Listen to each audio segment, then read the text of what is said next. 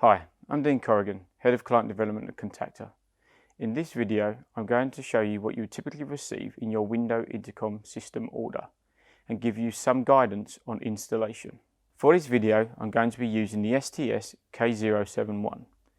You will receive similar items with all our Window Intercom systems, but they will vary in style depending on what you have purchased and what works best for your environment. The installation will follow the same steps. A typical system comes boxed like this. Inside the box you have installation and user guide, amplifier, power supply, visitor speaker, visitor microphone, bag of fixings, staff unit, hearing loop aerial, and the hearing loop sign. Most of our systems come with a hearing loop as standard, or one can be purchased as an optional extra. Tools you may need for a typical installation will be hand drill and drill bit, tape measure, side cutters, screwdriver, a pencil for marking any holes you may need to drill, and some systems you may need an Allen key. For a typical installation, I'd always start on the visitor side first to ensure I've got cable routes back to the amplifier. Once I'm happy with my cable routes, I would then go ahead and place the visitor speaker and microphone. These can either be screwed or stuck down, ensuring that they're a minimum of 300 millimeters apart to eliminate any feedback. Now that you've placed your visitor speaker and microphone, the rest of your installation will continue on the staff side. First thing to do would be to place the staff unit on the countertop. The staff unit comprises of a microphone, built-in speaker.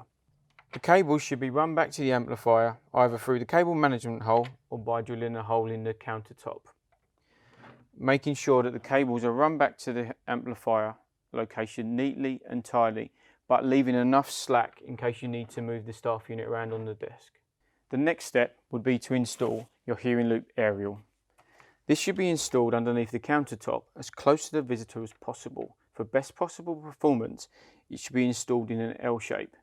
For more information on installing the aerial, please have a look at the installation guide. After installing the hearing loop, you can now install the power supply.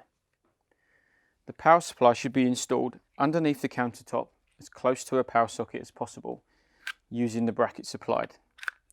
Run the power cable back to the amplifier location. The amplifier should be installed underneath the countertop as close to the edge as possible to ensure staff have easy access to the volume in and volume out. To connect the amplifier, I always start off with the staff unit first. Plug in the staff speaker in first, followed by the staff microphone. Then I use the visitor's microphone and speaker. Plugging into the customer speaker and customer microphone. If you have a hearing loop, this can also be plugged in now. This goes in the loop socket. And last of all, the power plug. You are now ready to adjust the volumes to suit the environment it is installed in. And finally, if you have a hearing loop, you should fit the hearing loop sign. This should be fitted to the visitor's side of the screen. Your system is now ready to use. That concludes our video. For further information, please contact us at sales@contacta.co.uk or phone us on 441732 223 900 and select extension 5 for technical support. Thanks for watching.